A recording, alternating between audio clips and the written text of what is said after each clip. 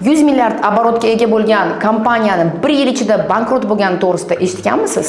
Enron Amerikadagi eng yirik energetika kompaniyasi edi. Uning hattoki 90-yillarda biznesning kelajagi deb atashgan. Albatta, o'tda o'sish, investitsiya, pul, milliardlab foyda bo'lgan.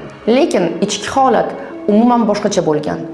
Yashirin sxemalar, soxta foyda, moliyaviy hisobotda turli noqonuniy sxemalar. 2001-yilda esa haqiqat oshkor bo'ldi.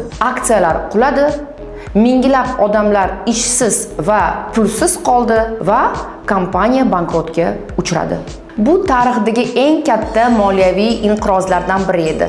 Buning sababi esa moliyaviy hisobotlarda tovlamachiliklarni aks ettirish, turli noqonuniy sxemalar, shaffof bo'lmagan hisobotlarni taqdim etish edi. Agarda siz biznes egasi yoki kompaniya rahbari bo'lsangiz, albatta moliyaviy hisobotdagi ko'rsatkichlaringizni shaffofligiga e'tibor bering.